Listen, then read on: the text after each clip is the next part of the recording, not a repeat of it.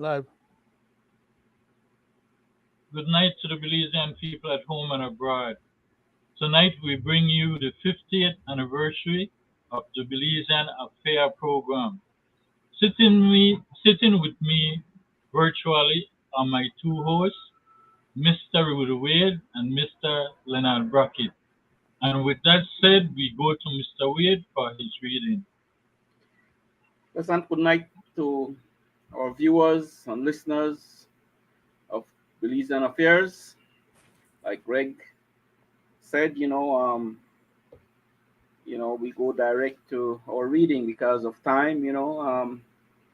I want to, like I say, always thank our viewers and listeners for their gracious support. And we always start our program with a word. So I'll continue Philippians 3 13 to 21 says, Brothers, I do not consider that I have made it my own, but one thing I do, forgetting what lies behind and straining forward to what lies ahead.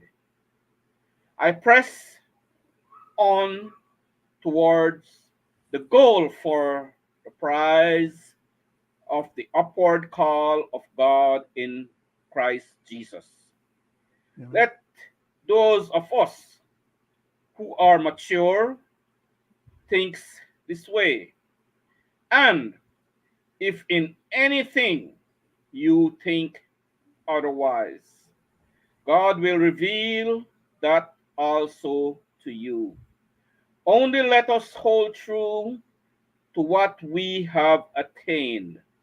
Brothers, join in imitating me and keep your eyes on those who walk according to the example you have in us.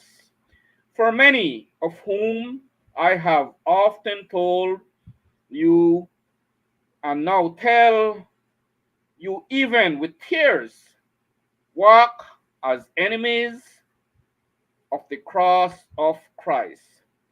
Their end is destruction. Their God is their belly, and their glory in their shame, with mindset of earthly things. But our citizenship is in heaven, and from it we await a Savior, the Lord Jesus Christ, who will transform our lowly body to be like his glorious body by his power that enables him even to subject all things to himself. That's Amen. my reading from Thank you Philippians. for your reading, Mr. Wade. Thank you, Mr. Chairman.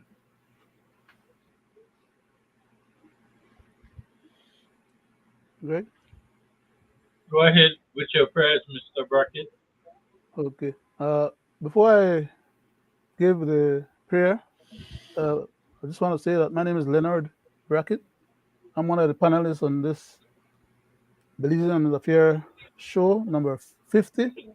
It's our 50th anniversary show, Monday, 9th of October, 2023. And before I give the prayer, I just want to take the opportunity to big up one of our panelists, who is actually the recipient of a small token from our program for having given us the opportunity to step up our program to our next level and having been one of our most consistent supporters of the program itself. And that is no other than our chairman for tonight's show, Mr. Gregory Brackett.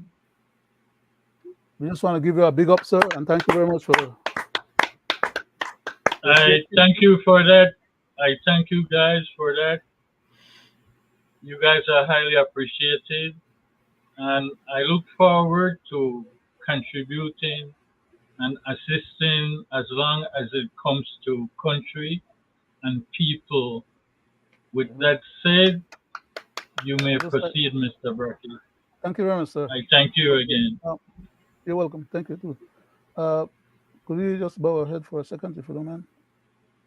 Divine loving Father, as we come before thy presence once more, we pray that thou mayest hear our petitions, that thou mayest answer our prayers and our supplications for health, strength, wisdom, knowledge, understanding, perseverance, and protection.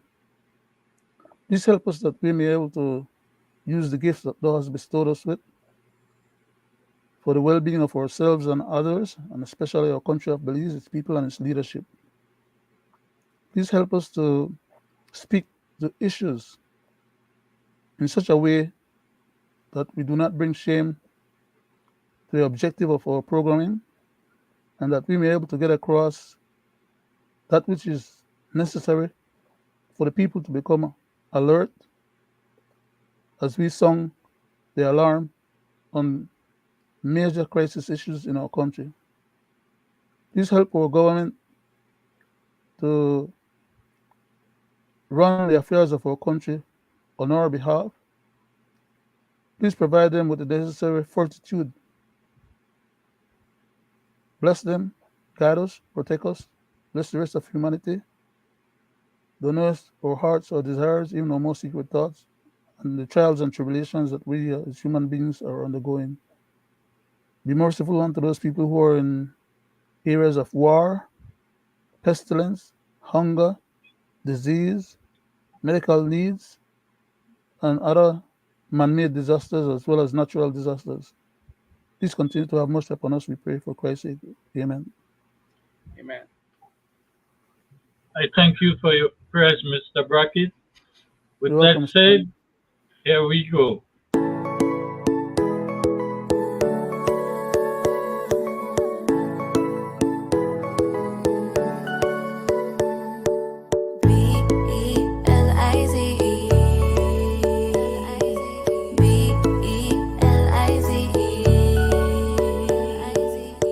Make I tell you about a old story. How me ancestors them get glory. After war and fight for this land, today I feel proud to be Belizean. And every time I walk through the streets, I feel so blessed, so good and so free. And every time my foot touch the beach, I feel so at peace, thanking God for my country. And I don't know how it make you feel when the breeze such a fracas just touches you up, but I'm kinda living in a fantasy. It's the only place that I wanna be. My Belize, my home, land by the sea, beautiful with the trees and valleys, culture rich, we the one big family. All the way from the mountains to the keys, your vacation dream is home to me. Belize. Make I tell you a little bit about my history. Home Belize was a British crown colony. By September 1981, we take back we country in our we hands. And every time I think about Belize, I feel so blessed, so good and so free. Place full of a diversity, we Creole got the culture asli la vie. And I don't know how it make you feel when the drums start not make you want to dig it up, but I'm kinda living in a fantasy. It's the only place that I wanna be. My Belize, my home, land by the sea, beautiful with the trees and valleys, culture rich, we the one big family. All the way from the mountains to the keys, your vacation dream is home to me. Belize, my Belize, Belize.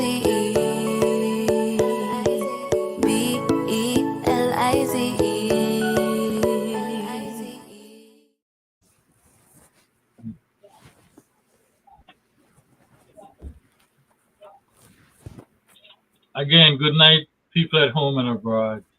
And to you, my virtual host, the topic of the night to start with.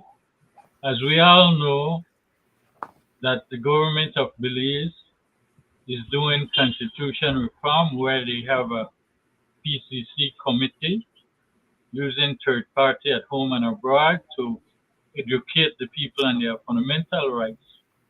But what is not being taught of the people is what protects their fundamental rights.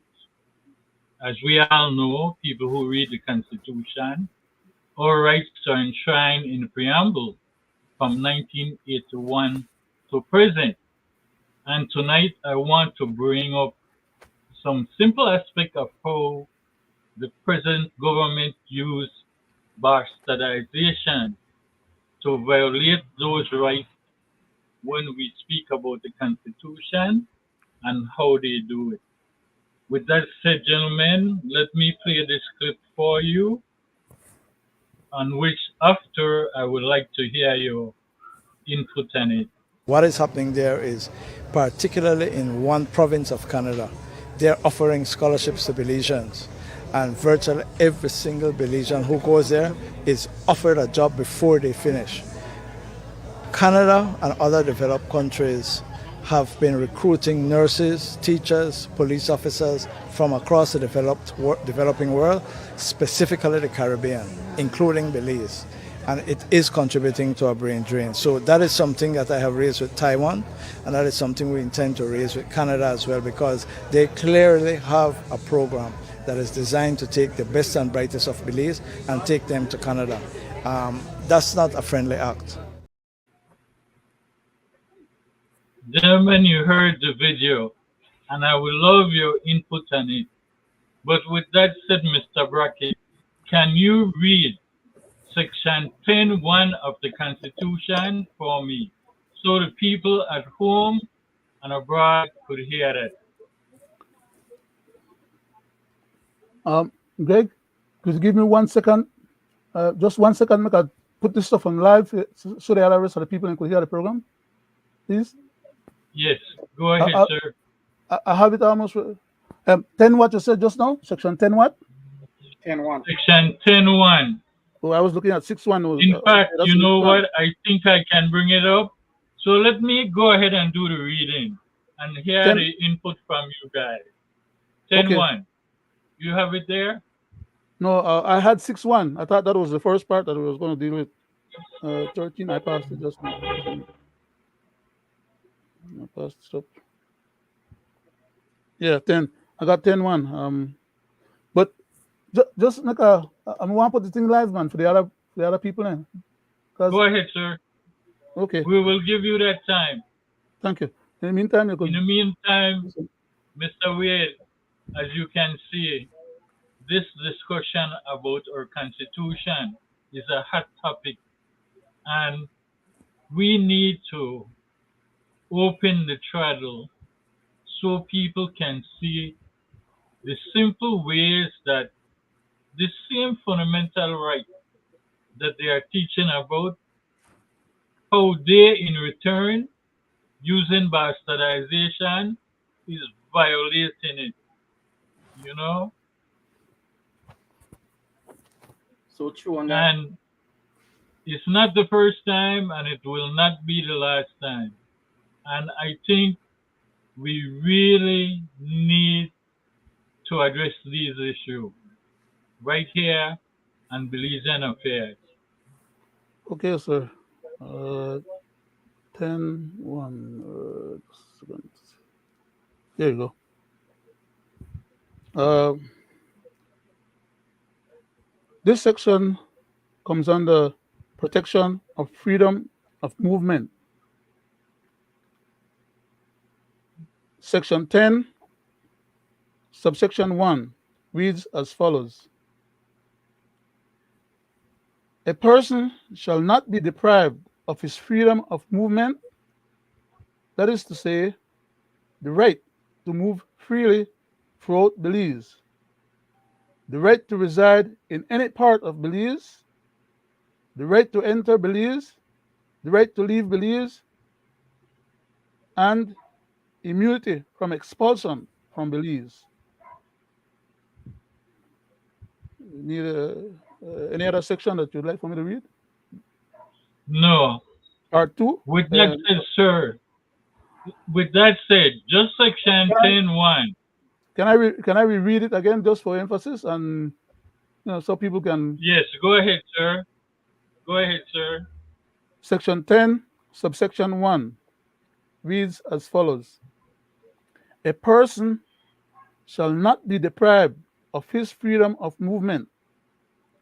That is to say, the right to move freely throughout Belize, the right to reside in any part of Belize, the right to enter Belize, the right to leave Belize, and the immunity from expulsion from Belize. There are another couple of pieces that goes on to clarify those points, but I'll leave it at that for right now, as you requested. I thank you for that reading. You're Now, welcome, sir. going to the video that I just played, and we heard the Foreign Minister. Section 10.1 gives a Belizean the right to leave Belize. So let me hear your input and what the Foreign Minister just said. Is that to Mr. Wade or to me? To you, Mr. Brackett, let me Thank you, hear Lord. your input and what the Foreign Minister said. From what I understand, the foreign minister is attempting to do, he's actually trying to give justification for what the prime minister once said, that we don't have no talent. And I presume that by stipulating that misguided thought that went through the prime minister's head when he said that Belize don't have talent, is to indicate that maybe we don't have talent because our talents are leaving the country, or our talents are not at home but abroad. So from that perspective, maybe he might be partially correct, but not adequately correct or totally correct, because enough of our people go abroad, study, go back home, and work for the government, work for the private sector. But our private sector is not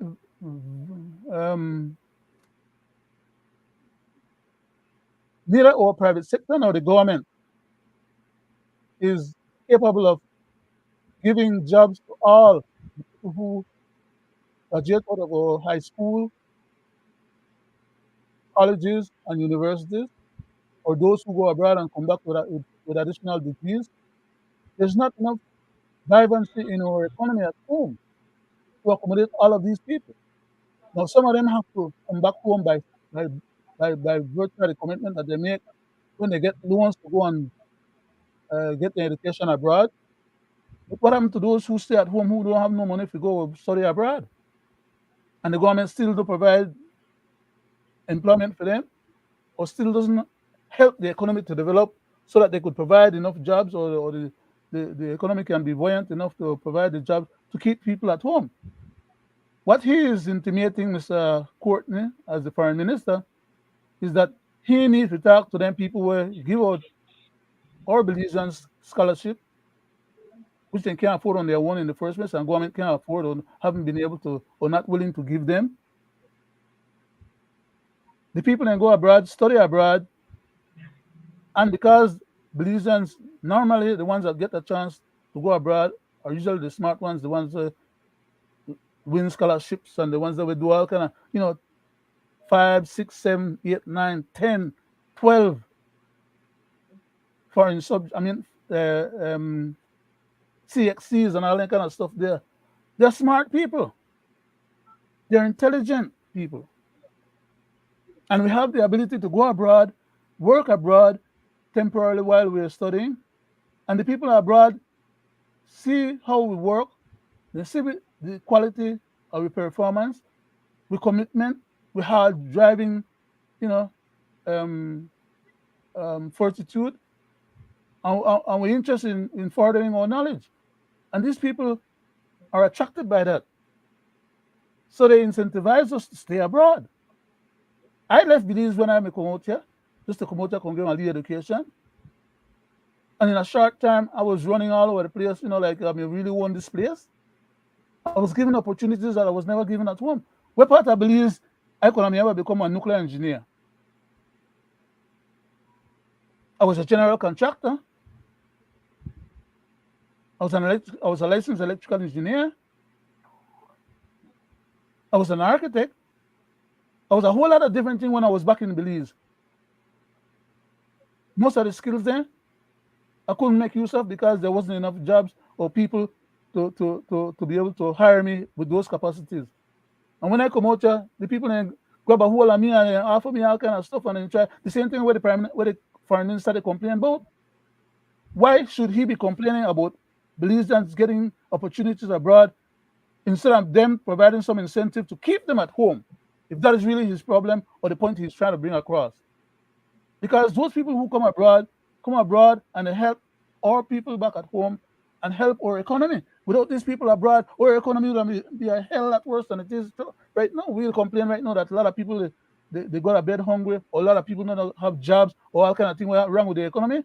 It's because of mismanagement and malmanagement by these clowns. Then they turn around and try to make excuses and blame on the people who try to help the country develop the intellectual capacity and develop the economic capacity. And if they're not going to do craziness with the budget of the country, we could be much better off today after 40 odd years of independence. So the way craziness the man try to talk about, I don't think the man dotish or is stupid or you don't know better. I think of Mr. Courtney as an eloquent and a smart, how should I put it? I think of the man as an elitist. Okay? He's one of our premier attorneys at that. He's an unelected government official who runs bigger departments in the government than people who are elected. That's how privileged this gentleman is. But that doesn't stand any justification for him to come out and make stupid statements like that, as if you don't know the other side of the coin. All he has to do is turn the coin over. If you see one head on one side of the coin and you want to know the value of the coin, turn it over, then you see exactly where the money to come from to make him get the employment where you have. Without which you may have the opportunities that way you have. To make them freeze the country and do all kind of craziness with the economy of the country and mismanage the country and try to destroy the constitutional order of things just because they're well heeled and they're multi-millionaires. They don't give a hoot about the people that can't find a plate of food from day to day. But they can't talk craziness like they don't know better. Mr. Chairman, I have a lot more that I would like to say, but yes. I thank you for that, Mr. Brackett, because what it comes down to is this, right? If Canada or Taiwan is offering scholarship to Belizeans, and before they graduate, they offer them jobs, isn't that their right by the Constitution, Section 10(1), that says you have the right to leave the country? No. Secondly, is he trying to say that you don't have that right? In other words, he has so much power that he will talk to these people, these foreign entities, so that they don't take you out the country when the government is not paying for those scholarships? I believe that the government of Belize is discriminative, and this is a discriminative move. And I've said it on more than one occasion. Because let's look at this. I would like to ask Mr. Courtney, if the people of Belize who are offered these scholarships and go abroad and they offer a good job don't have the right to do that, right? Why would you be bringing in 12,000 immigrants? Aren't they doing the same thing, trying to run away from hardship and bad life in their country? That is exactly why the Americans are helping you to take in these people. So how can you want to stop your own people from becoming citizens of other entities? Mr. Wade, let me hear you on this topic economically when it comes to job, because we heard the Prime Minister said, if Mr. Courtney are talking about university graduates and highly educated people to come back and work in a transparent BPO because that is the job they are speaking about. Mr. Wade, let me hear you. Guys, thank you for bringing it up. No, I listen to you guys, and I am 100% agreed with everything you guys said. And that's and listening to Mr. Courtney, I have been talking about the same kind of action for a couple of years now. I have called on Belizeans youths, if you get the opportunity to leave this country, I am with you. Leave. Get out of here because there's nothing here for you. On all honesty, right? These guys that speak this way, like for instance, Mr. Courtney, that man is a privileged man, and the rest of them, right? I mean, am I talking stupidness? No. Privilege on our dime. Watch our dime. Certain people in our little Belize. Watch the past politician. Watch their sons. Watch their sons' sons. Watch their immediate relatives. See where they at. See the privilege they get in this country when no one else gets it. All on the backs of the Belizean taxpayers. And I applaud all our Belizeans that get these scholarships from, for instance, Taiwan gave a hell of a lot of scholarship to this country. I applaud all Belizeans that get these scholarships, the ones them that are not privileged. I'm talking about, because in all these scholarships, there are privileged ones that get it. Like, for instance, what I just talked about, and they get the best of it, right? What the not privileged Belizean get is the under, the less qualified ones scholarship they get. But anyway, I applaud all Belizeans that gets this scholarship. They go out, study for the 5 years, 3 years, 7 years, whatever, and come back home. I applaud them.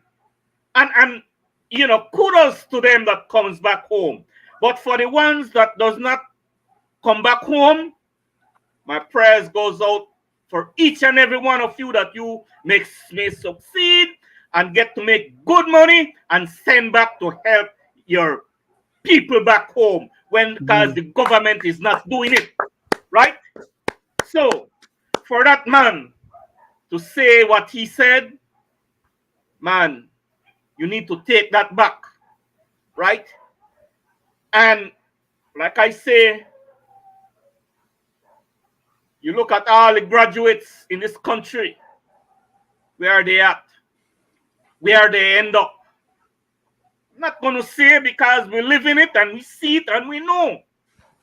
And for this individual to speak that way, right? So I applaud the Canadians and the Taiwanese that give this scholarship to our poor and less fortunate Belizeans and on the work. Why when we come back here to work for $5 an hour? When we come back to what? To the BPO, like the Prime Minister, he picked that up, because he said that that's what's going for Belize. So you're going to go study out here, and Courtney wants you to come back here to what? Work at the BPO? Bunch of because silly. there's no jobs here for no, right? Because you look at that nepotism crowd, Mhm. look at his cabinet, look at the people that surrounds him. You think that we don't have any place in his in around him? Hell no. And there isn't any employment around here in this country? Hell no. We want to go mix cement, lay blocks, work on a Chinese fried chicken place or a Chinese grocery. Come on. So this guy, like I say, it's a hell of a thing when you have all this power, that just handed to you on a platter, and you could do anything you want to do with it. You think that man care what he said? No, he doesn't care, right? Look at his dynasty. Ask him how he gets where he at, I would say he's a poor excuse right? for a minister in charge of that kind of relations. And like I Poor say, excuse. I hope that the Taiwanese are listening, have listened to him, and I hope that the Canadians have listened to him, what he said. And all I know who go over there for work and I mean on scholarships. Why you guys gonna come back here for? Why? Come on. It's just simple as that. Right? So anyway, I like I say, this guy he should take that back what he had said publicly, because that's not reality, right? And again, I'll say through this medium, I encourage all Belizeans across the board who gets the opportunity to leave this country, get out of here. Nothing here for you if you're not privileged or connected to somebody. Gotta be connected, to get a good job or a little more than $5 an hour, right? Or before it was $2.75 or two, right? Like you said, Leonard, I've traveled, I've left this country, I went to school, I educated in my field. I went to school, right? Never did come back home to work for no $2.50 an hour or no $5 an hour, right? That would have been stupid of me, right? But anyway, like I say, right? This man, like I say, he's a privileged man, a man with a lot of power in this country, and give him the right to speak the way he speak. Talk down on our poor and less fortunate Belizeans. Mhm. Thank you, Mr. Chairman. I will not say more on that. I thank you for your input, Mr. Wade. But let's not forget what is happening in Haiti, what is happening in Gaza as we speak, right? This is the same foreign minister who, under CARICOM, is stopping Jamaicans and Haitians who is in a struggle Mhm. that they now want to send peacekeeping force to help.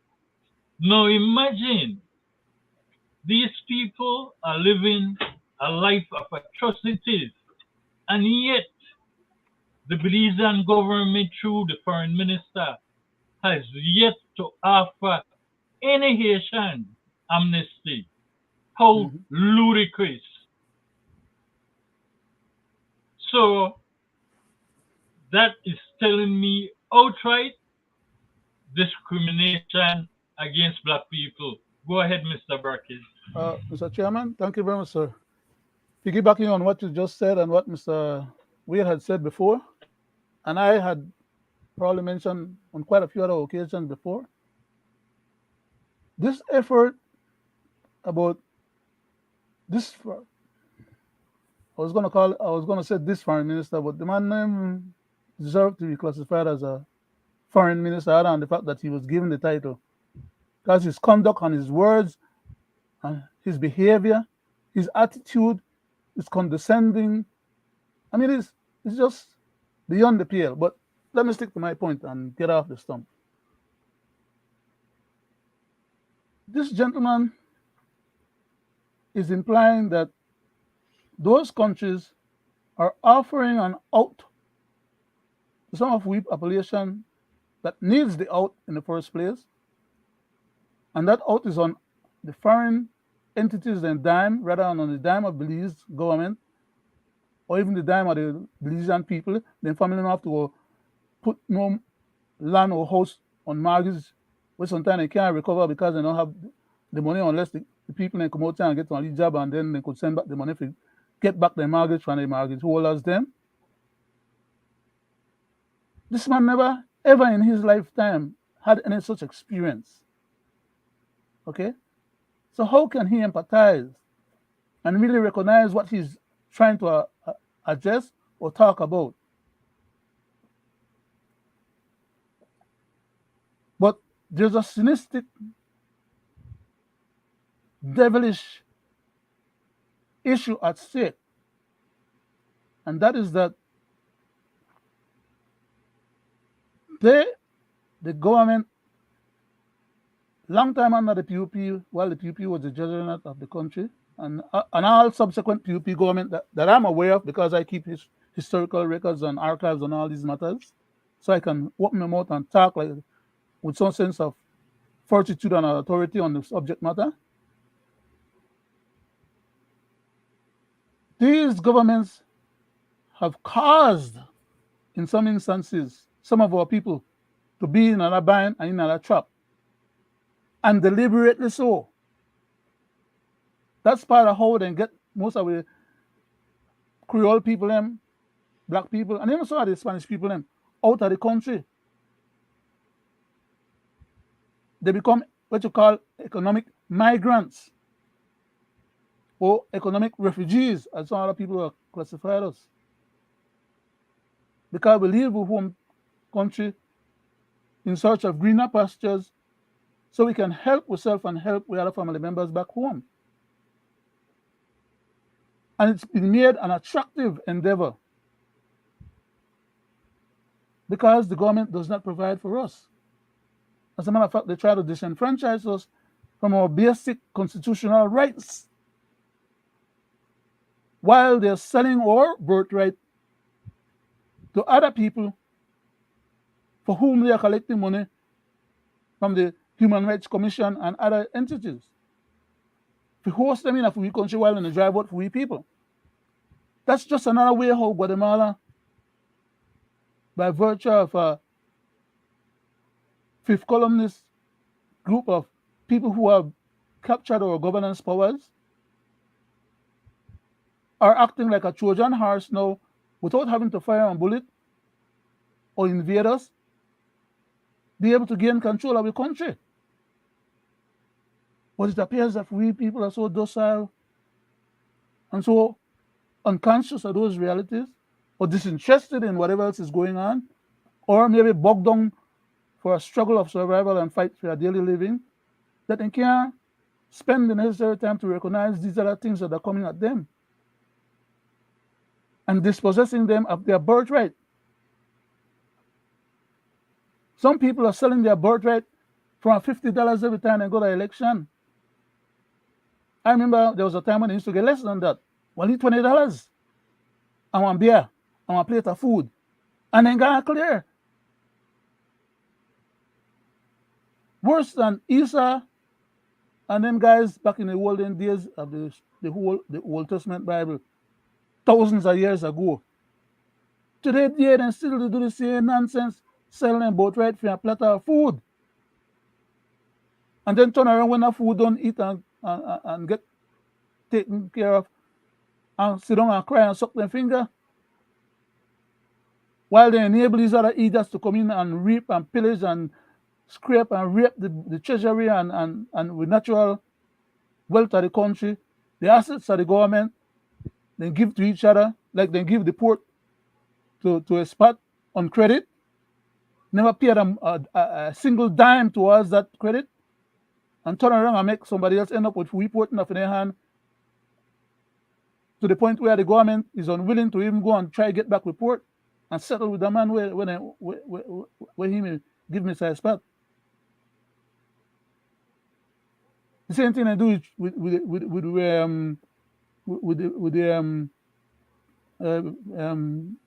the BEC, BEL. Same thing I do with the electrical company. You know, same thing I do with Wasa. Them privatize everything that they could have put their hand on. But they never get the money for it. I remember one time Mr. Musa come and tell me he sell the man, Mr. Prosa, the telephone company.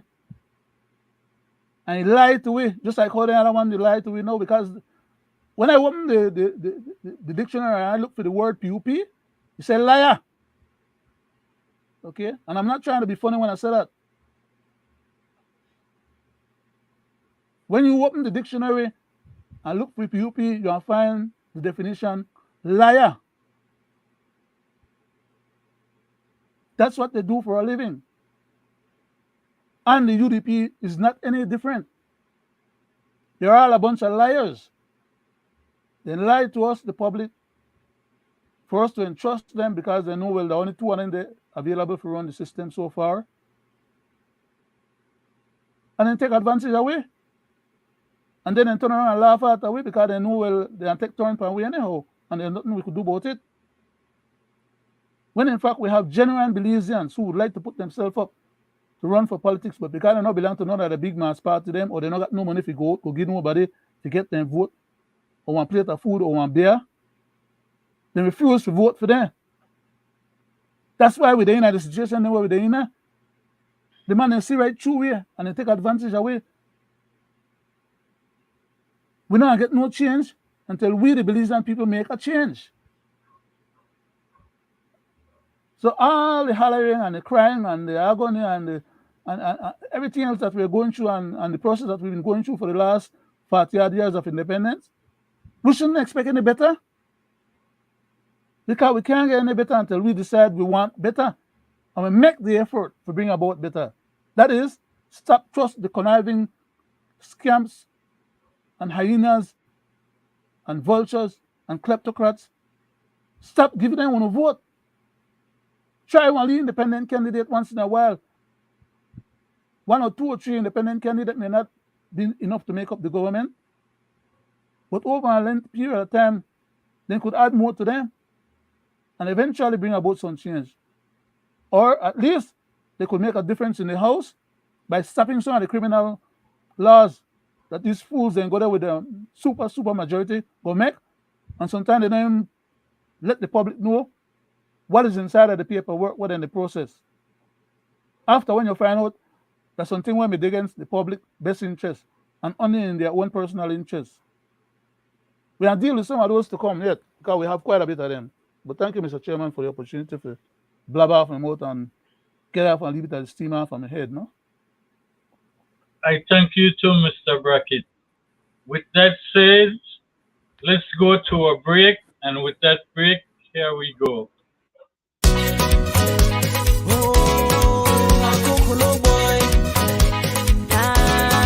And it's a shamrock. We coming down. We run the town. We tired of this claiming from Guatemala. We tired of this fighting with Guatemala. We tired of this claiming from Guatemala. We tired of this fighting with Guatemala. This is a serious problem with the we borderline from 1859. Belize we had a treaty signed. It has been disrespectful. They want to take over we water. Trespassing in our jungle. They shoot through our soldier. Border to border, Belize and Guatemala. Border to border, we need peace and order. Border to border, Belize and Guatemala. Border to border, we need peace and order. We're tired of this claiming from Guatemala. We're tired of this fighting with Guatemala. We're tired of this claiming from Guatemala. We're tired of this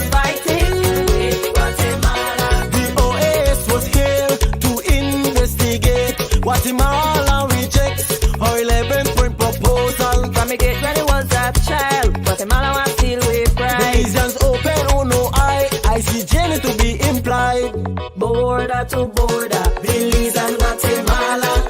Border to border, we need peace and order. Border to border, Belize and Guatemala. Border to border, we need peace and order. Chef Black, cook on the boy, left side to the man, Belize.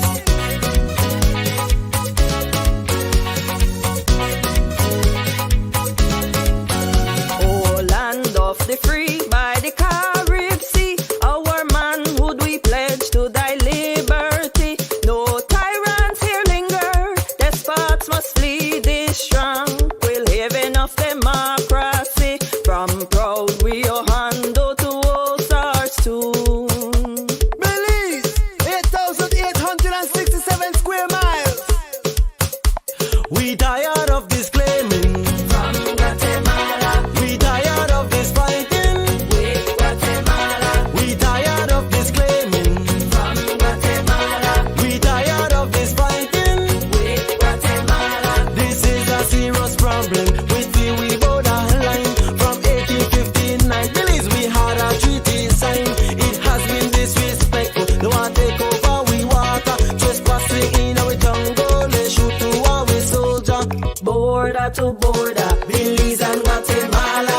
Border to border, we need peace and order. Border to border, Belize and Guatemala. Border to border, we need peace and order. We're tired of this claiming from Guatemala. We're tired of this fighting with Guatemala. We're tired of this claiming from Guatemala. Belize a free we country and not free Guatemala. Mr. Chairman,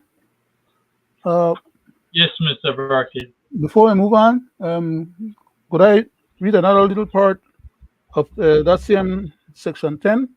We read section 10.1. I would like to read a part of Yes, go section ahead, sir.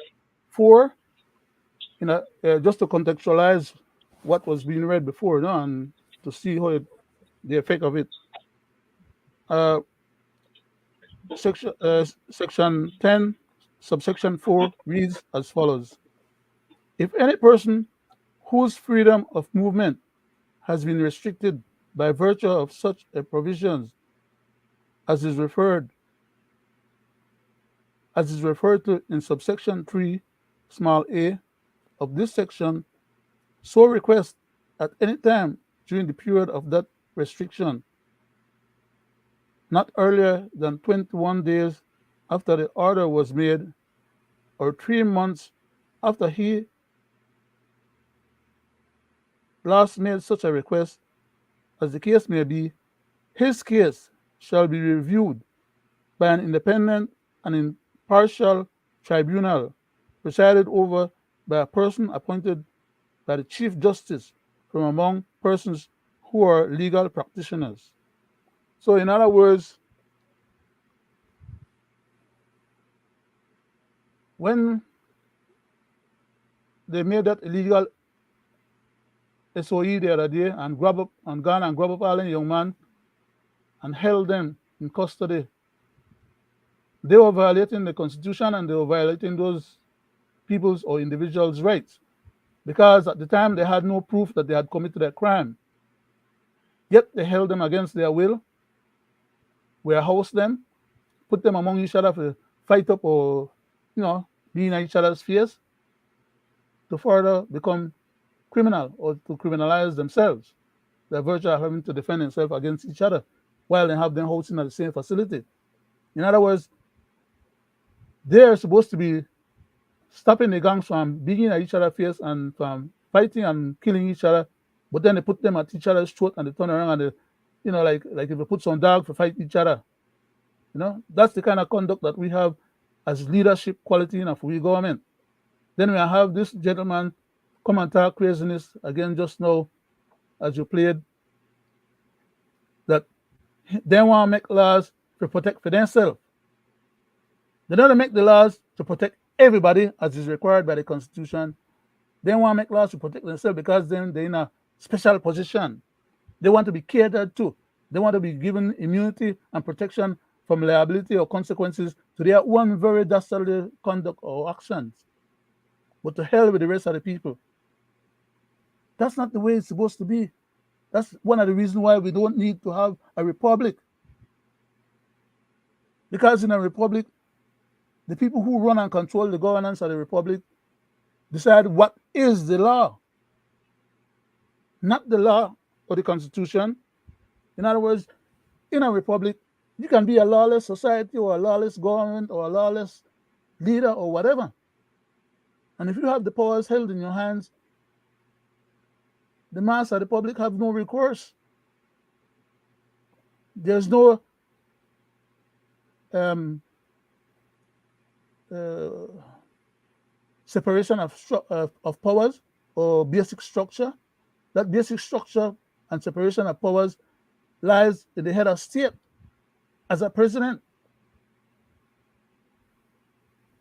And once the president make one decree, like what these fools are trying to do right now, to dispossess the courts of its authority and rights, they're trying to play a game under Section 2, subsection 2, that Mr. Barrow tried to implement in the Constitution, and that the court, the Supreme Court, as well as the Court of Appeal, as well as the Caribbean Court of Justice, stipulated that those particular sections could not work because they were a violation of the Constitution as regards to the separation of powers and the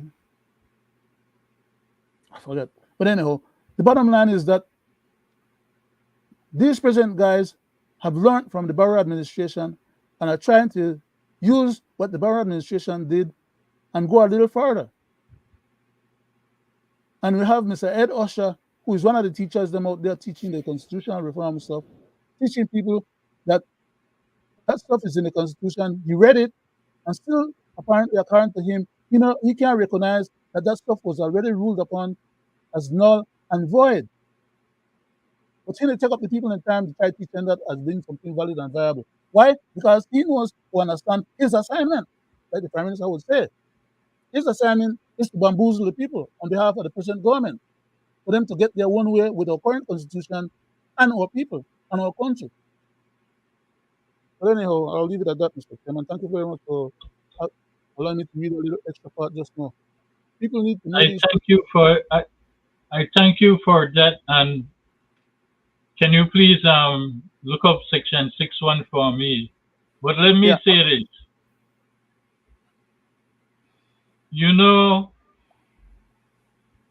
There's a new precedent.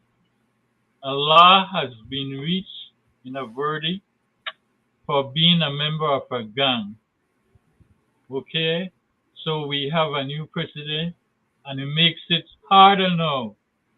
The police will not just be able to go and pick up these guys anymore under a state of emergency, claiming them to be gang members. They have to prove that, and it is not easy to prove now.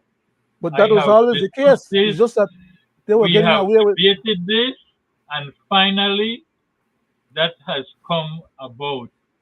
Okay? Now, Mr. Wade, let me hear your input on that. I got 6.1 when you're ready, Mr. Chairman. Go ahead, Leonard. No. Go ahead. No, not yet, Mr. Wade. Go ahead. Not yet, Mr. Wade. I want to hear your intake. And what they did the other day. It's not the first time that they passed these unlawful laws. Mm-hmm. And they got away with it. They've been getting away with it because nobody take them up and nobody bring them to task, They continue to bastardize the Constitution. Mm-hmm. They continue to make laws to suppress the Belizean people. They pass laws to give them immunity. Not the people, give the politicians immunity, right? The laws that they pass for the poor and less fortunate Belizean is just to suppress them, right? Um, you know, we especially the last state of emergency that they passed in Southside, guys. You remember we talked about that quite a few Mhm. times, and we showed them where they were wrong doing it, Mhm. right? In every which way. So, but where does that leave? What has done? What has done? What they did it, and in their book, it's well done. So, what I would like them to do now, guys, I would like them to go back and redo that law and free up these people in terms of their criminal record, right? Very That's what important. they Very, very very important. important, right? So I urge all those youths or people, gang banger or gang member, whether yes or no, I encourage all of them to put pressure so that their names are cleared. Otherwise, they can't Because travel. I would like for you all to know that every time you get arrested, you know, and charged and incarcerated, you have a criminal record. Mhm. Guilty or not. So I urge you to speak out and see that your name is cleared, right? That's Amen. what I got to see on that part there. I Mr. thank you Chairman, for that, Mr. Wade. Mr. Chairman, to With piggyback that on what said, Mr. Weir said, uh, exactly on the point that he was speaking on, could do the reading for you now on 6 no, I 1. don't want you to read that Not yet. yet? Go Not yet? ahead and Okay. do your Guy, if, piggyback. no, no, no. I don't want you That's to what I read was. it yet. Okay, but that's what I I was. don't want Well, you. I don't want you I'm to not ready read to it yet. piggyback. I'm not ready to piggyback then because Okay. you know, All right. With that Right. said, I was just trying Yes, to yeah, let support him me in the law. exactly. let me read this for you. Yes, sir. This is the Referendum Act, Part 2. Notwithstanding subsection 1 above, a referendum shall be held on the following issue: any amendment to Part 2 of the Constitution which derogates from the fundamental rights and freedom guaranteed therein. And I will Mr. stop it right at that. There's a Chairman. reason why I'm reading the Yes, referendum act yes, and sir. the But fundamental right. Mr. Chairman, we're the effect of what Mr. Wade was saying just now, and what I was hoping to get to read as you had asked me before, would be more effective if I could just Yes, add it to what he was but saying, rather because the point that you are bringing up is a big point, and we need to trash it out. We need to spend the time yes, necessary to but I trash it out. have something that I Else, want to go to where okay, you okay, can okay, elaborate on that. okay, The okay. reason why I read the referendum act, because under our constitution, regardless of race or creed, we should be equally protected. Now, Under the Mr. law, Wade, based on what you said, and on the state of emergency, I have to remind you that these guys were just picked up. They did not go before a judge, so they will not have a record because it was unconstitutionally done. It did not fall under the Emergency Powers Act where there was a law, a section that they would violate and then they were arrested. because there They was just none. went ahead and picked them up. There was none, Okay? as we So had you discussed wouldn't before. find that. There was none, as we had discussed before, so I couldn't find none. But nevertheless, having been picked up, having been put in jail, the police, the way how police records are stipulated or are kept, is that if any of them gentlemen right now have a need for a police record, when they get in a police record, even though you're correct by saying that they didn't go, they weren't taken to a court and formally charged or found guilty or not, the bottom line is that that police report of the arrest still is on the police records, on the police book.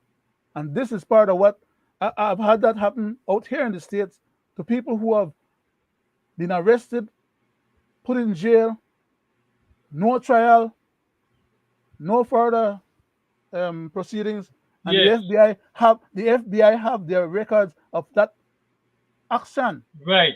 You are And it becomes an totally impediment right. to them. It becomes an impediment to them in getting them paperwork done. So I'm saying to you, from where I know of Belize, it is the same way the police department operates. They keep their record. They're not worried about whether or not you're gonna court, or they're not worried about the court process or the court record, because they don't deal with that or keep that. They keep for their own record. So when you go and you ask as an individual for a police record, because you have to carry that to the American consulate to get on a visa or any other place that you want to travel abroad or whatever, when they ask you for, they want to go in for them files and see your arrest and the booking and all that stuff there. And that becomes part of what they are put out to you as a police record, irrespective of the fact that you never get tried or convicted.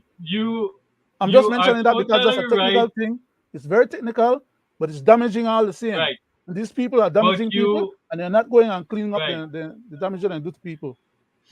You are totally right, because then when that happens, what it makes you become a target, because you have been contacted more than once by the police.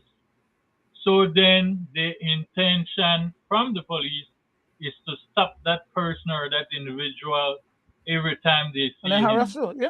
Okay, All with the time they that harass said, people unnecessarily too. right. With that You're said, perfectly right. I had just read the referendum act. Let me play this clip. We have seen across the world where there are attacks and threats being made against various public officers and personalities in the media. In some countries, journalists are even killed. And we have recognized that there is a sort of imbalance in the legislation. Those individuals who are very public individuals and who are oftentimes targeted are not protected under the legislation. If an assault happens, it is considered to be a common assault, which the penalty is very low. And so we recognize the importance of protecting these individuals because they have certainly a high presence in society, and it is necessary that they are offered at least the protection of an aggravated assault charge.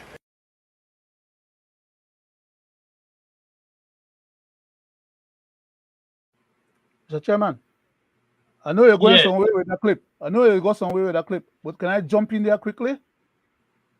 I don't want to forget Yes, you can.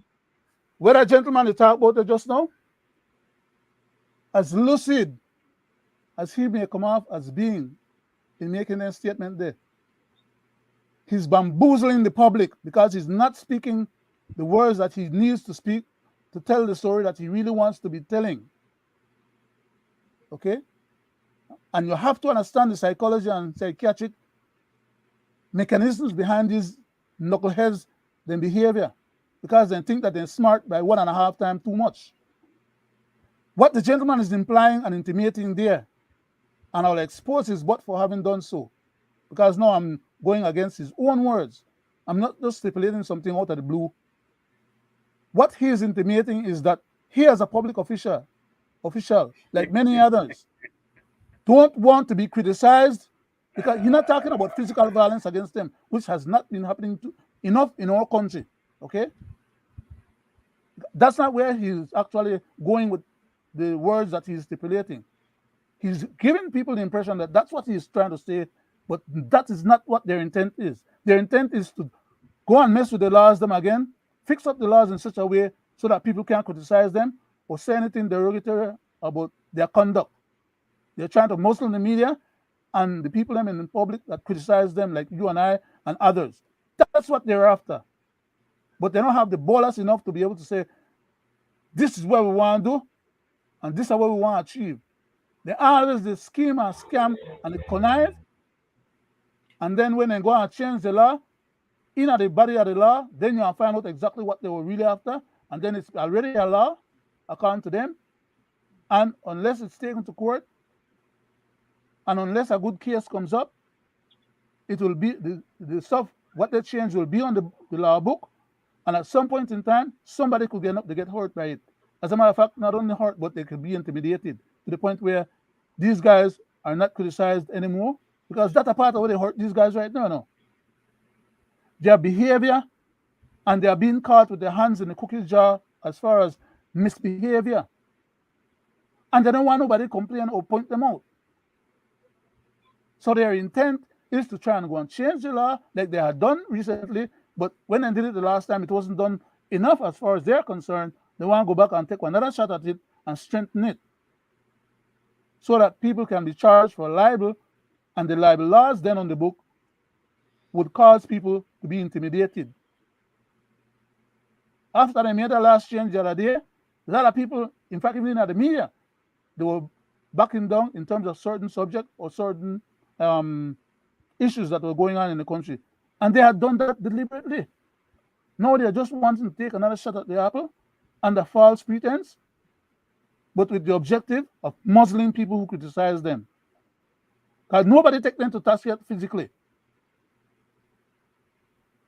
They should be glad that that is the case. But anyhow, I'll leave it at that for right now, because I know you was going somewhere, and I just wanted to make sure I throw that little part in. Thank you very much, Mr. Chairman. I thank you for that, Mr. Brackett. The reason why I play that clip and the reason why I read the Referendum Act before, because Section 2 protects the fundamental rights of people, and Section 6.1 of the Constitution, I don't want you to read it yet. You will see what that says.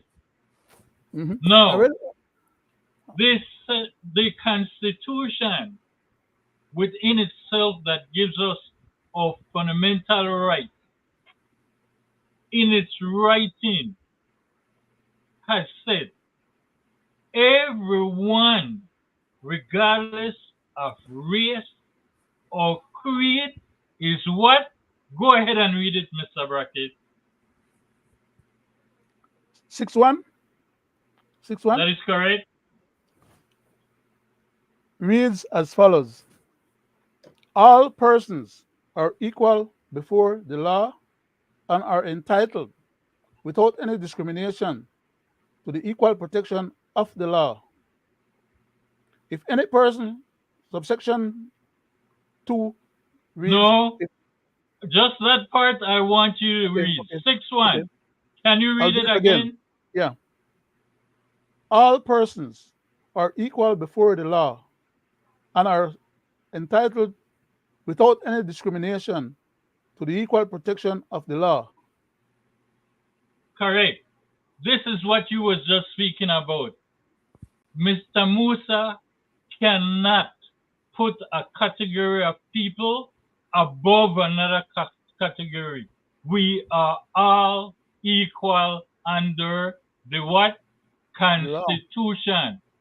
So when they are doing an amendment and changing the law to specify, as he did in that tape, to protect these people that are in a higher level, it is what? Inconsistent with the Constitution, and null and void. Null and void. Mr. Wade, let me hear you. No, there you go again, like he rightfully says, Leonard, they bamboozling, right? Without want to come out plain what they want to say. But at the end of the day, when they pass that law, it will be right there, what they really want to do, right?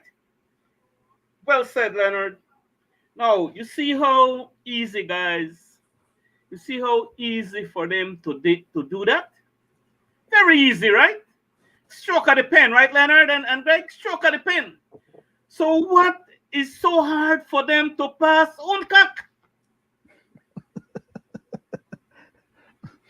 UNCAC is not in their interest. UNCAC is not in their interest. They only pass law that is in their interest or that is detrimental to the well-being of the people and population of the country. That's the agenda. I'm going to rephrase a little bit on what you said there, Leonard. They passed certain amendment the other day, what you can and cannot say, and they might come after you, and what you be careful what you post up and what you can't post up, and no, that was just a touch of one step further. No, they went one step further now. Now, if I keep calling out their greed, their corruption, and call them out, call out Mr. the minister from the Keys. If I keep calling him out, they're making a law now that I can't say what he do, right? Because they might come after me and take me to court, right? You're libeling the man. You understand what I'm saying? That is exactly what these guys are doing, right? Discriminating, right? And you should have me take off your glasses while he may say these things. They could see eyes.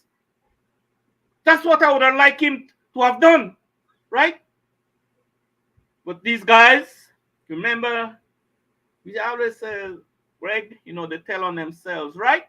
And they are a bunch of liars. Not the word liar. Liar, well, a liar, they need a Belize trophy, saying they lied bad, right? They're afraid for the truth. They're afraid. Well, I'm afraid for come out and speak the truth, man. What when you got for lose? You think they will not get on a check on the end of the month? Think the taxpayers not pay on the end of the month because they tell the truth? No, man. The man and get used to we accepting their lies, so they keep on lying to us. These things got to stop, man. These things got to stop, man. And like I say, people are catching on, and to see the way how they bamboozling the people, man, and at the end of the day, who suffers only the poor and less fortunate who can't afford one attorney, right? Because and they make it so hard now, for even your movement. It seems that they want to take away all your rights, guys. Mr. Weird, can I ask the chairman to indulge me for step on your tour just for a second? I want to add something to what you're saying. I don't want to take away. I just want to add one little bit something. May I, Mr. Chairman? Go ahead, sir. Okay, kind of run. Thank you very much, sir. How dare this good gentleman, as a lawyer himself, young Mr. Karim Musa, that you played the clip of just now, Mr. Chairman, come to us, the Belizean public, so damn barefacedly, and try to intimate to us that they need to make laws to protect for themselves, instead of make the laws then where they are staying, or when they are empowered to protect all of us. We agree that there are special breed of people, like what the chairman said, and therefore the Constitution needs to be put on its head or turned upside down. And he won't be barefaced enough to come to us in public and make that kind of public pronouncement, man. I mean, the audacity of these people. Their queer ideology consists of complicated audacities which cannot be easily comprehended or surmounted by individuals of lesser capacity account to them. In shy fool way. God bless. Thank you, Mr. Chairman. Thank you, Mr. Wade, for yielding. Well, like I say, how easy for them to have made that law, right? I'm pretty sure that you'll see some line item that when a minister or a representative leave office based on their corrupt activities and the abuse of the office, they want 24-hour protection, They want 2 and 3 policemen to protect them, right? Or they continue to abuse the public. Maybe somebody will get vexed and get tired of what they do to them, or take away their land, or take away their boat, or their car, or somebody might get because in this world you have different kind of people, who will take point up to 10, and some people will only take 2, right? 1, 2, and that's it. That's the world we're living in. So Very true. You know, if you don't have anything to hide, man, and you don't you do the right thing, why have to do all these things, man? So why don't pass some laws that when a policeman beat up somebody, right? He get That charged get charged and double charged because because he supposed to know better. he should know better. When a minister knock down somebody and kill him Mm-hmm. dead on the spot, or when a minister driver, I'm not calling him, Mm-hmm. knock down somebody and kill him because you're a driver or a minister, the minister could go and pay for that body, pay for that crime you commit, go to the family and say, hold here, man, see $3,000 here. I know you need it. Hold here. And out of in one pocket, Mr. Wade, not out of in one pocket, out of government coffers again. I'm talking real thing what's happening in this country, right? I know they talk no stupidness, right? Mm-hmm. Real thing, right? Now, I just watch these guys and I say, man, what next? I expect worse once these guys pass and achieve their agenda in turning Belize into a republic, right? Remember, I always said, the worst is yet to come. And on that note, I like to give my sympathy to all the civilian Israeli civilians and the Palestinian civilians that are being murdered, killed by this aggression, right? And I would like the media, right, the outside media, to cover both sides. All you're seeing is what the Palestinians are doing, or Hamas, or whatever that is doing to the Israelis. But they not show you what the Israelis are doing in the Gaza, in the Palestine, right? With the Palestinian. All the innocent civilians that are being bombed, right? The structures that have been leveled. You see, I'm just calling this for what it is, right? There's two sides. Report two sides, man. Not to show biasness, right? With however this provocation started, right? However it started, I cannot say how it started, but that need to be investigated. How these people actually did what they did. Are these people crazy, stupid, or for doing what they did? No, it has to be something. Mr. Wade, you asked the question just now, a rhetoric question at that you don't know how it started or when it started. I would like to contribute a thought to you and everyone else that is listening. Back in the days of Moses, when Moses sent Joshua into that land of Canaan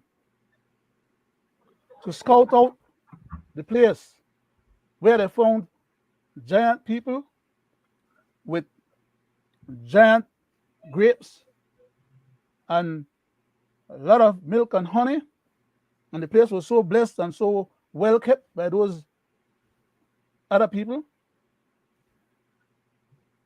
It was said that God, the God that we all ascribe to as Christians, who says that thou shalt not kill or covet thy neighbor's good, that same God authorized the Israelis that were coming out of Egypt after being in bondage to go into that place and kill every man, woman, and child. And because some of the Israelis then went in, but never kill every man, woman, and child, it was said also that from way back then, some of them were cursed. Some of them never actually get to see the land of Canaan because of that. Now, how much of a travesty is it for people to covet other people's goods and claim that God gave them the right to go take it? Was that not what the serpent told Eve in the Garden of Eden? God did deprive you of the privilege to participate in this food, but you should go ahead and just eat it. And not only just go ahead and eat it, but share it with your husband, which is what she did. All because of materialism. And it's been going on from way back then with Cain and Abel all through the generations and throughout the scripture, as far as I know, because I've studied. I'm an expert student of the Bible. I wouldn't call myself just an expert person. I'm an expert student because every day I could learn something new from the Bible.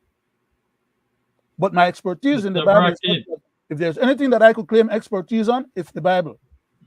And I'm telling you, Mr. Brackett, when you if ask I that may, question, right now, sir, quickly, I'll finish up. When you ask that question as rhetorically as you ask it, the fundamental principle lies in those taking over of other people's property from way back then till today. The present Jewish people them are taking lands and pushing back the Palestinians them on a regular basis. These people are aggrieved, So, and they don't have a military or an army or an air force or nothing. They're fighting for their own livelihood and the livelihood and existence of their future generations against powers that are far beyond their own capacity. So they are fighting an asymmetric warfare. so Not to say the least that when the Israelis then ready, they ain't go in there with the army and then go and block down or blow up people's house because the children go and commit crime, the Jewish section, right? So then take the army and go in and people in place and take out their family and blow up their house so they don't have no house to live in there. And take So- one and land and build more cities and more cities and more cities. That's what's going on. We are only seeing right now the latest version of it. So, Mr. Chairman, I'd like to take 2 more minutes, right, and for my closing, because you know, um, I There's was enough just time. There's enough time, I was just Mr. saying, Chairman. right, is that Chairman. what we watch over the news right now, over the weekend, that Israel is at war, It's heart wrenching. yeah, and I watch the injustice in terms of reporting, right? But my heart goes out to both Both sides, the Palestine and the Israelis that are both sides, being because there's murdered, a right? lot of Yes, civilians on both a lot sides. of innocent lives, Mr. Wade, So yes, Mr. Wade, you are the living proof of what is happening over there. Let's speak about atrocities. They claim that Auschwitz should never happen again. What did the white man did to the Native Americans that we don't speak about? What did the white man did to Africa that now in return the Africans are running them out of their land? We can go on. so What All is because of happening in the Middle materialism. East? so What is happening in the Middle East is happening from 1967, 56 years ago. That these people have been placed in bondage the way the Israelis were placed in bondage back in the day. And so who are funding them? The Zionists. Where do they get them arms from? The Great America. What is happening in Haiti? Where do they get their arms from? So this is nothing new. Yeah. And what is happening there is happening in Belize to the Belizean people through discrimination of the government, who is treating the people the The black same people, way, them with especially hands out, with marginalized. The black hands people, out. Instead of doing the right thing, this is what they are doing. and then We are this idiot living foreign minister in come and try to tell me craziness right to her face. we are living What in a fool. modernized colonialism by our own government, who is treating us as servitude. We are still in bondage. I You know, I also want to say that like you said, I was going to say the same thing, like what is happening in Belize. We need to wake up. Belize we need to really wake up, and I call on our elected leaders to do better. Do better in what they're doing, right? Start to take a serious look of who is Belize, where is Belize, and what is Belize, right? Because pretty soon, I could see that Belize will no longer be Belize of what we know it as, right? It's happening slowly. The worst is yet to come. And I watched a church service over the weekend, Sunday. A Catholic church in this country was preaching a long sermon on the Constitution Reform Committee and the Constitution that they are trying to reform, right? They speak at length, and they also speak about, one thing they observe and they see that, they want to take God out of the Constitution, right? That's what this preacher was talking about, right? And he's warning Belize, and he also says that he sees nothing wrong with the Constitution. Something that we have been talking about too, that we see nothing wrong with it, right? So it's going. The church is talking about it already. I'll send you the link there, Greg, and then we could talk more about it, right? The Catholic Church in this country, right? That was part of their menu on their yesterday's service, right? So, this thing is serious. When right? it's not affecting them, they stay silent as they have been doing for decades now. Exactly. When it's starting to affect them directly, no, they want everybody to jump sky high. Let me express to you guys and the people at home and abroad what is really happening in Belize. And to do that, let me go back and play this for you guys. I want you to listen carefully. We have seen across the world where there are attacks and threats being made against various public officers and personalities in the media. In some countries, journalists are even killed. And we have recognized that there is a sort of imbalance in the legislation. Those individuals who are very public individuals and who are oftentimes targeted are not protected under the legislation. If an assault happens, it is considered to be a common assault, which the penalty is very low. And so we recognize the importance of protecting these individuals because they have certainly a high presence in society, and it is necessary that they are offered at least the protection of an aggravated assault charge.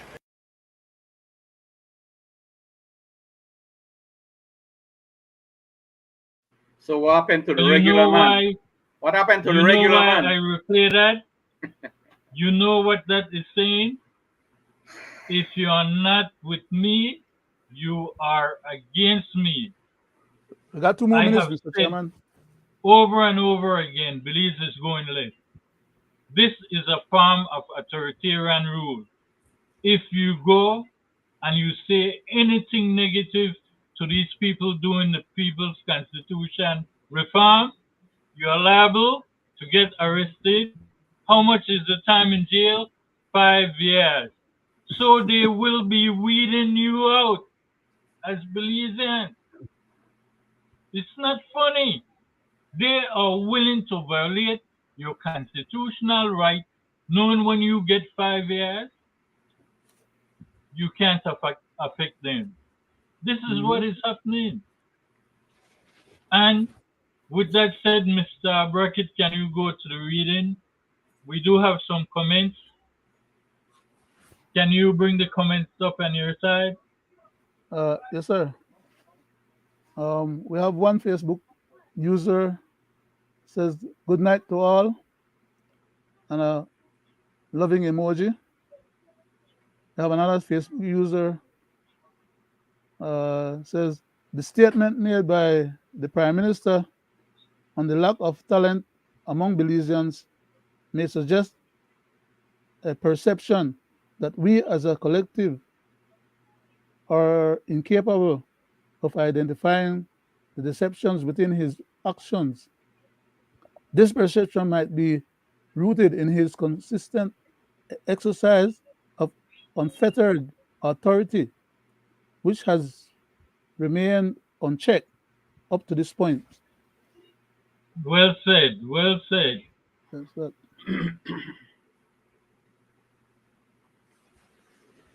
Well said. I just post it for a few minutes, few seconds. So we could run on the rice bun, Mr. Chairman. At least only 3 5 minutes, no, 3 to 5 minutes maybe, if we need to. For wrapping up Right. our business. Well, for my closing, what I would like to say to the people when it comes to our present government and it comes to this constitution reform that is a non-binding entity,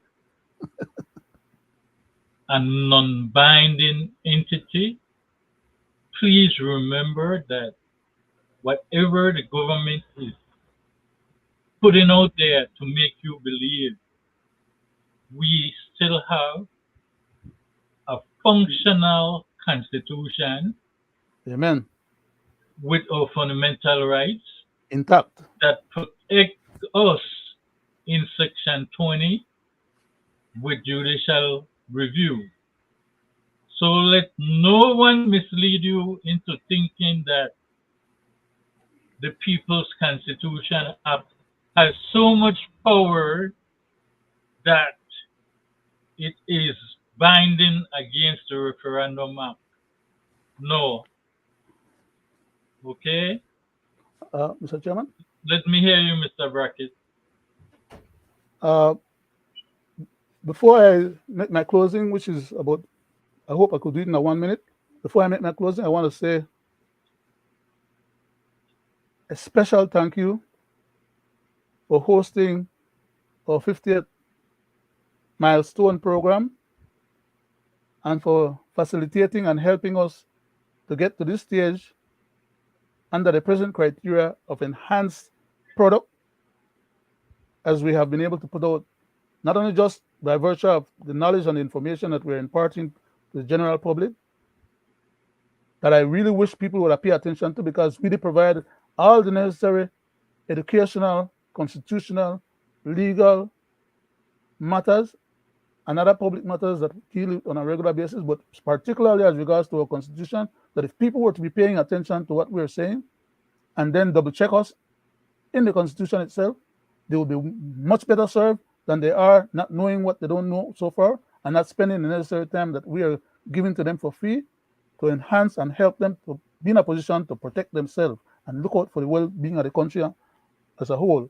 Thank you very much, Mr. Wade, for being a member of our panel and also chairing our Wednesday night program, to which we are going to invite the public to come back and listen to it on Wednesday. And I hope that they show up as well on Friday to listen to constitutional and legal matters night. Thank you very much, Mr. Chairman. And my last comment about what's happening with the PCC is just exactly what I told them before they first constituted that commission. I pointed out that it was going to be put in place, and I pointed out the reason why it was going to be put in place as a sham, as a bogus process to try and help the government achieve an objective that they're still fighting for. And the commission was of the impression that they were going to be the one to put this thing together, wrap it up, give it to the Prime Minister, and let him take it for them to vote in the House, and that would have been the end of it. But within the same document that they went back and put together to create this commission, the commission apparently were not aware until probably lately now they are becoming aware of this, that they were just being used as a fodder. And that what they have done, as soon as they turn it over to the Prime Minister, their commission is over and done with. They will not have the chance to come back and redo or undo any of the things that the Prime Minister decides to do with that recommendation that they turn over to him. He will have the last say before it goes to Cabinet, and then after Cabinet will have the last say before it goes to the House. And the House then will decide whether or not there is any need to have a referendum, if the matter is substantively enough, worthy of having a referendum on, which they might not even want to have at the end of the day anyhow, because they are already empowered to make all the changes that they actually want or need to, not want, but need to change in order to give us the good governance that we deserve. But that's not their agenda. They are hoping to take the citizens of our country and use them to help them overthrow the present system of government and the present head of state so that they can institute their own system of government with their own head of state. And unfortunately, the present representative for the head of state as the Governor General, being Mr. Sharam herself, apparently is unaware, or maybe could care less, or maybe doesn't really know enough constitutional information to realize that what they have put before her to sign, she is signing the death warrant of her boss in terms of if they succeed in overthrowing the system and the present head of state, it will mean that there will be no need for her because her boss will have no part to play in the system of the Belize governance or the country. And then she would have then aided and abetted a crime committed against the very entity that she is representing. I don't know how come she doesn't recognize that. I don't know why she's not having a legal staff with constitutional knowledge to be able to advise her adequately, when to put her foot down and not have these guys run over her or Alan pull her. But at the end of the day, these guys are trying to subvert her powers vested in her to achieve an objective contrary to her own interest and interest of her boss. I'll leave it at that because I have a lot more to say and clarify on other occasions. Thank you very much, Mr. Chairman. Thank you. More time than I promised I was going to take. I thank you for that because what you are expressing out there to the people at home and abroad is rightly said, because that is what is happening. And to you, my virtual host, Mr. Wade, I'm looking to sit in virtually with you. I'm looking at this platform to advertise you out there as a new and upcoming candidate in the Santa Elena area. Thank you. And I want the people living out in that area, especially Bradley's Bank, to stand behind you so that changes can be made. We need to get new politicians in this country. Amen. Because the dead horses, as the Prime Minister said, are still running. They barely can move up the road now. The dead horses. Flagging the dead Let horse. me hear closing, Mr. Wade. Well, again, it's always a pleasure. Thank you guys. And again, I want to call on the independent thinkers, to step up. This is your time now. The country needs you. I wish that the third parties that are there, would not in line with either red or blue.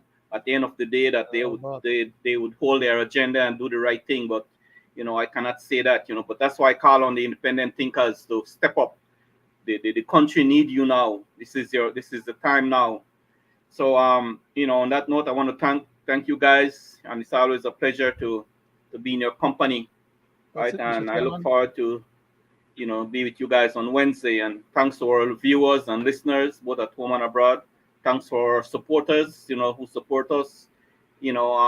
Thank you from the heart. Okay, Mr. Chairman, that's it. To the people at home and abroad, thank you for tuning in to this our 50th anniversary of Belizean Affairs. And with that said, we welcome you back to another educational program. And Wednesday night, when we return, to do it again. Guys, I would love for you to stick around after this. Fire Here we go.